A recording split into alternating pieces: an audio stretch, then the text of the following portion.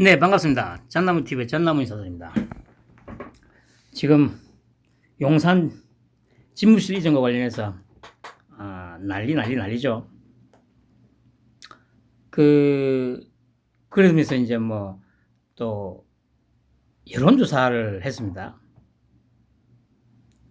그러니까 저기 처음에는 뭡니까 뉴스 토마토인가 뭐 거기서 이제 여론조사를 했을 때는 한 58대 33이었습니까? 그랬는데 이제 분위기가 약간 조금 그러니까 이제 오늘인가는 이제 리얼미터가 조금 그 격차를 좁혀놨죠. 그래서 제가 한번 그 기사를 봤습니다. 이제 이게 앞에 게 반대고 뒤에 게 찬성입니다. 아니지, 찬성 대 반대죠. 찬성 대 반대. 예, 찬성이 44.6, 반대가 53.7. 9% 정도 이제 반대가 많다.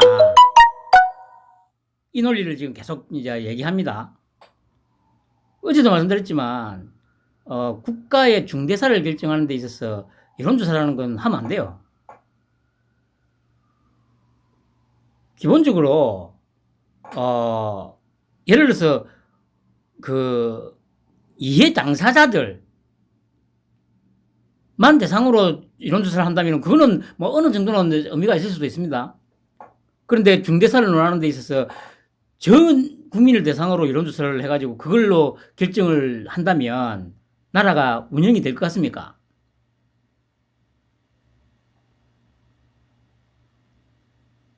한미 FTA.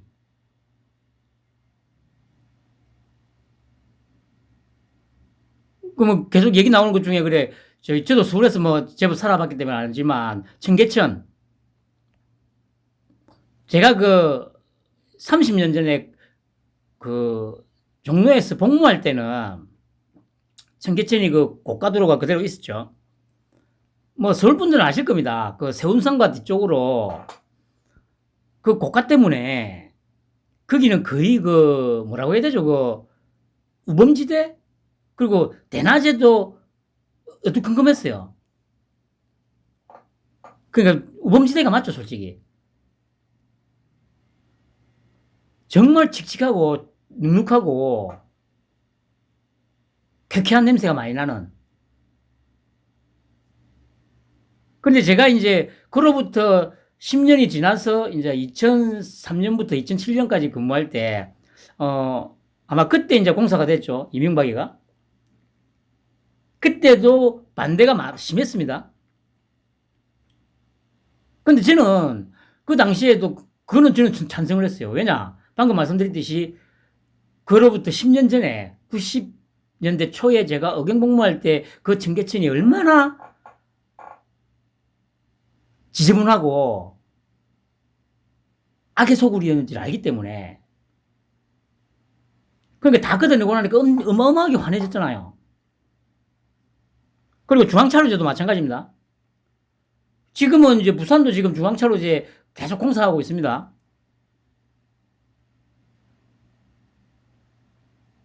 만약에 그런 어떤 방금 말씀드렸던 한미 FTA, 청계천 복원하는 거, 중앙차로제 하는 거, 이거 처음에 만약에 여론조사를 했다면 어떻게 됐을 것 같습니까?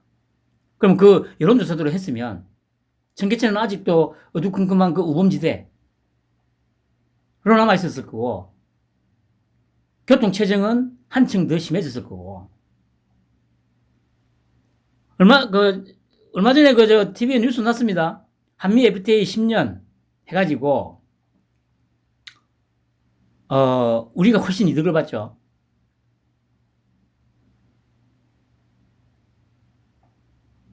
그럼 이것도 마찬가지죠. 만약에, 그래서 제가 이거 지역별로 나눠놨어요. 만약에 여론조사를 하고자 한다면 서울 사람이 한해서 해야 돼요. 서울 사람이 한해서.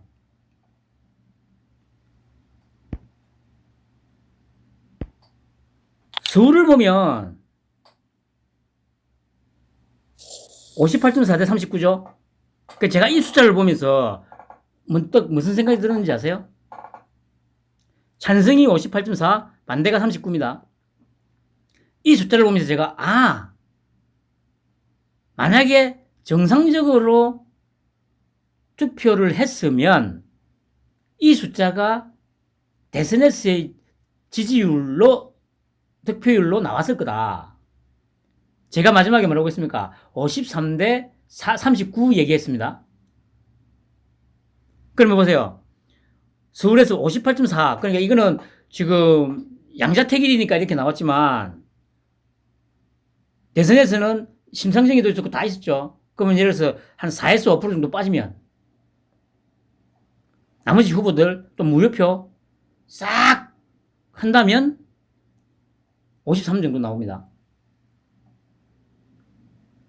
만약에 코로나 확진자로 장난질 안 치고 사전투표로 장난질을 안 쳤으면 53대 39 정도가 나오는 게 맞아요. 그냥 제가 42% 정도 나왔다고 말씀드리는 게 그게 또 어느 정도 신빙성이 제가 그 코로나로 확진자로 장난을 안 쳤으면 한 100만 표 정도는 더 차이가 났을 거라고 했지 않습니까? 100만 표면 한 2.5%에서 3% 정도 됩니다.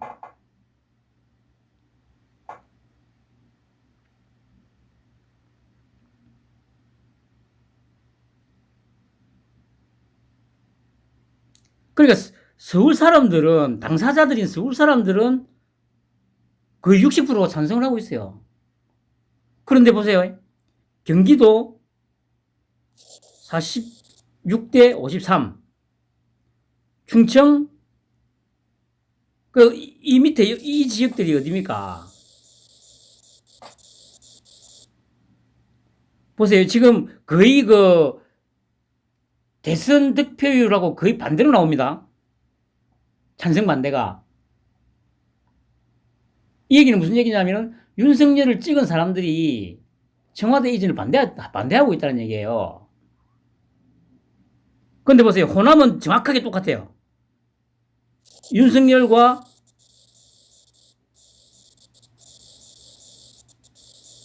이재명이 받은 표하고 거의 동일하게 나오죠.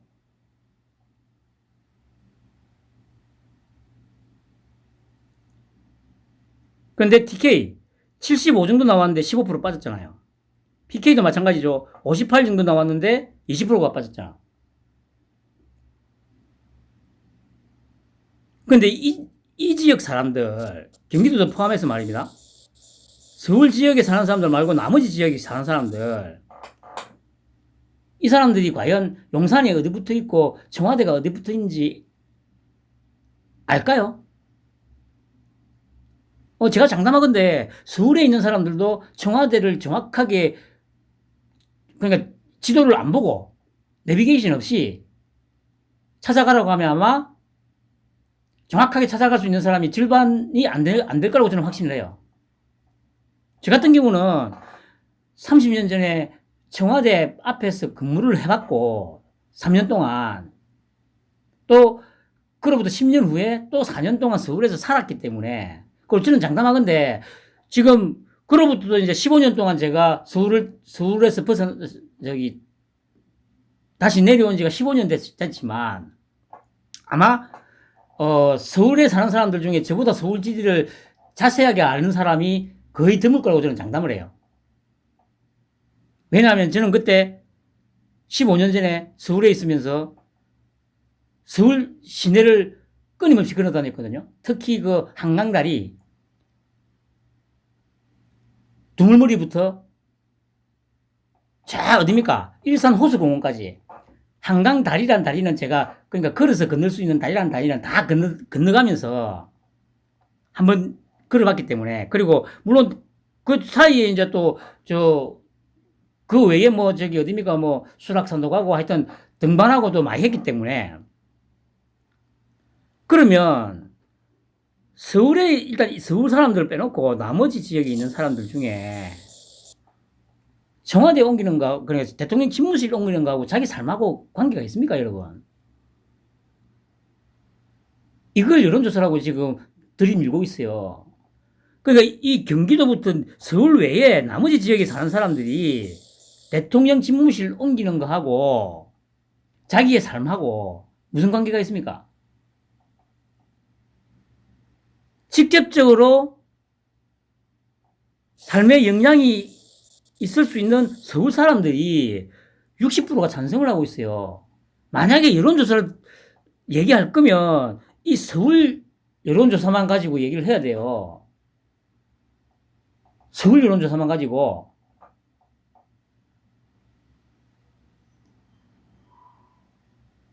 아니, 서울 사람들이 60%가 찬성을 하는데 나머지 지역의 사람들이 왜 청와대가 어디 붙어 있는지, 용산이 어디 있는지조차도 모르면서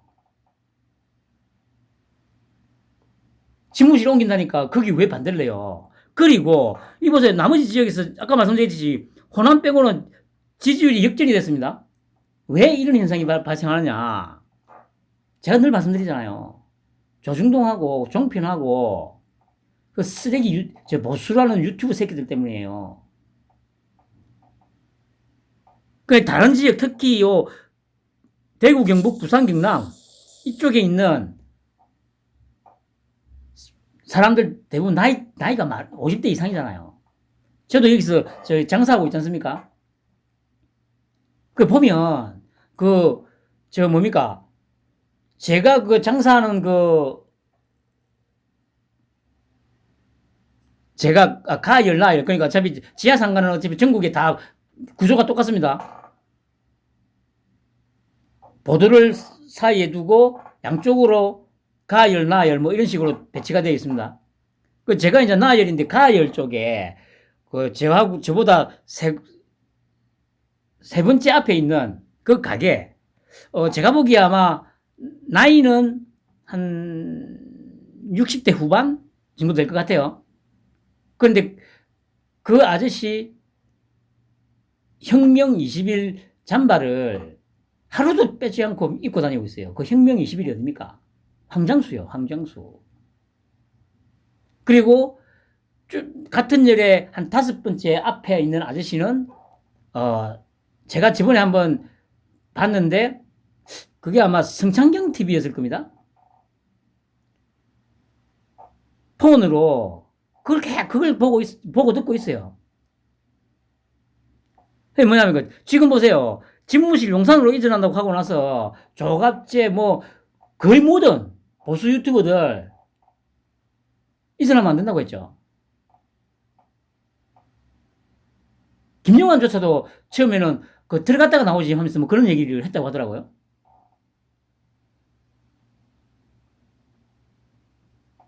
여기서 지금 이 차이가 난 그 숫자가 바로 그것들 때문이에요. 그것들. 그 쓰레기 새끼들 때문에.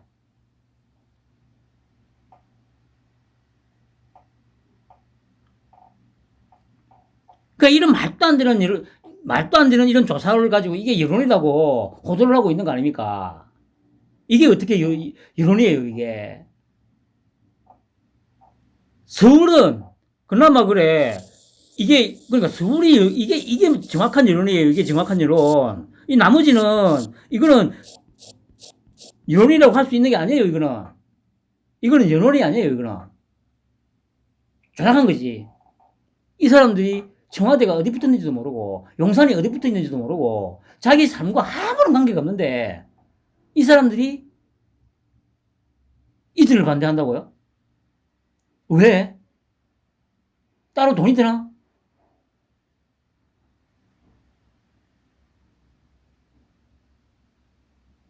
아니죠. 이게 정확한 여론이면 이게 정확한 여론. 그리고 이게 53대 39가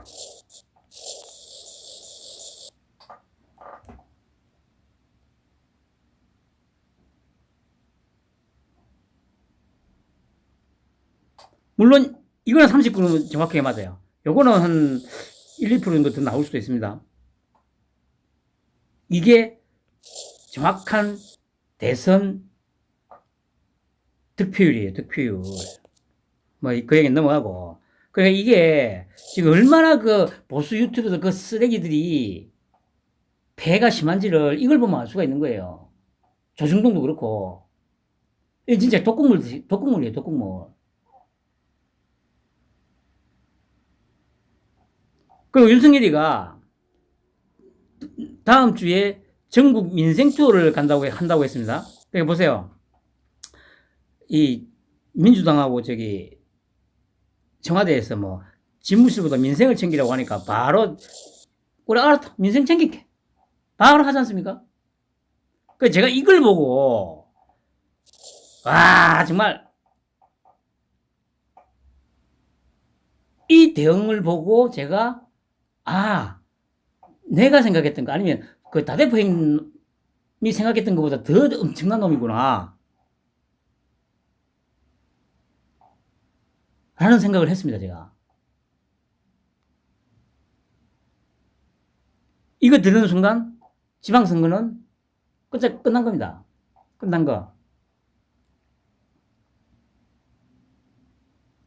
그 윤석열이 유세하면서 몇 군데서 그 나중에 당선되면 반드시 찾아오겠다고 한 곳이 있습니다. 그 가장 그 또 저 뭡니까 강조했던 데가 포항 죽도시장이었죠.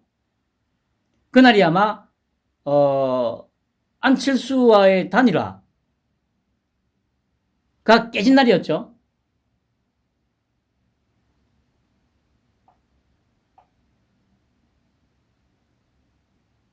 그 민주당하고 청와대는 지금 계속 스스로 무덤을 파고 있는 거예요. 이게 바로 완벽한 뭐라고 해야 됩니까? 뭐 굳이 표현하자면 사전선거 운동이죠.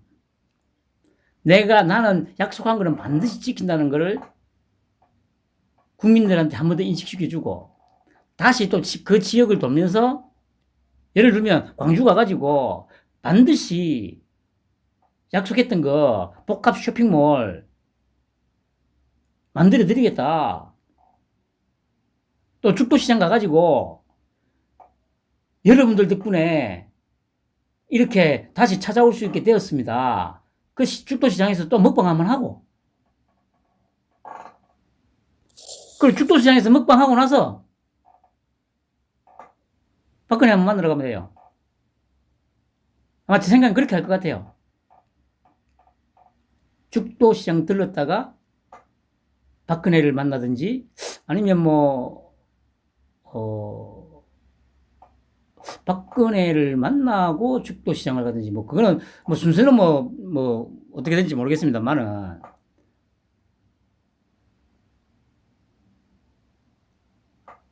그러면 완벽하잖아요. 그러면 또 그렇게 되면 한번 뒤집어질 겁니다. 판이 또 한번 뒤집어질 겁니다.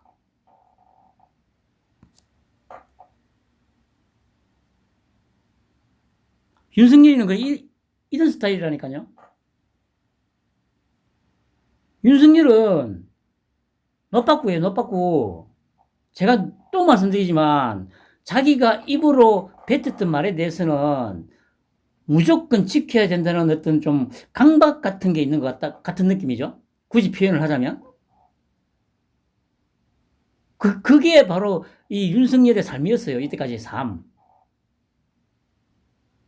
근데 저는 저하고 이제 그래, 다배면 오늘 이것 때문에 통화를 하면서 아니다. 그건 나중에 얘기하고. 그리고 여기 3번에 대통령 집무실 용산 이전의 의미라고 있는데 이거는 또 시간이 좀 된 것 같으니까 다음 시간에 하도록 하겠습니다. 아무튼 이런 쓰레기 새끼들이 하는 이런 말도 안 되는 이런 여론 조작질, 여론을 호도하고 조작하고 세뇌시키고 거기에 부안해동하고 보세요. 한 20% 정도가 부안해동하잖아요. 20% 정도가. 자기가 청와대에 있던 용산으로 가든 자기 삶하고는 아무런 상관도 없는데 그 천명 역할을 하는 새끼들이 가장 쓰레기들이 보수 유튜브를 하는 거예요. 이 쓰레기 새끼들 다 죽여야 된다니까. 근데 제가 보기에는 저번에도 말씀드렸듯이 이것과 관련해서도 아마 보관이 좀 있을 거라고 저는 생각을 해요. 김건희가 가세연을 보고 기생충이라고 했거든요. 그냥 흘려들을 얘기가 아니라니까요. 그래서 제가 어젠가도 말씀드렸습니다만 가세연, 강용석이하고 김세희가 더 죽고 싶지 않으면 지금 위치에서 더 욕심을 내면 안 돼요. 제가 보기에는 강용석이가 특히 뭐 제가 듣기에는 아마 뭐 연수원 동기라고는 들었는데 그 얘기를 아마 그 방송에서 한두 번 했다고 하는 것 같더라고요. 그런데 일면식도 없다고 들었습니다. 연수원 동기긴 한데 일면식도 없다고. 그리고 강용석이도 자기가 좀 똑똑하다고 이제 생각하고 있기 때문에 아직도 윤석열을 조금 쉽게 생각하고 있는 것 같아요. 분명 맞을 거예요. 이렇게까지 여기까지 왔는데도 아직도 윤석열을 좀 만만하게 쉽게 생각하고 있는 것 같아요. 그렇게 상황 파악 못하고 지 잘난 맛에 우쭐하고 사는 새끼들이 과연 윤석열을 상대해서 어떤 일이 벌어지는지는 계속 밝혀질 겁니다. 가세연도 더 욕심을 내면 제가 장담하는데 죽어요. 편안한 만 보내시기 바랍니다.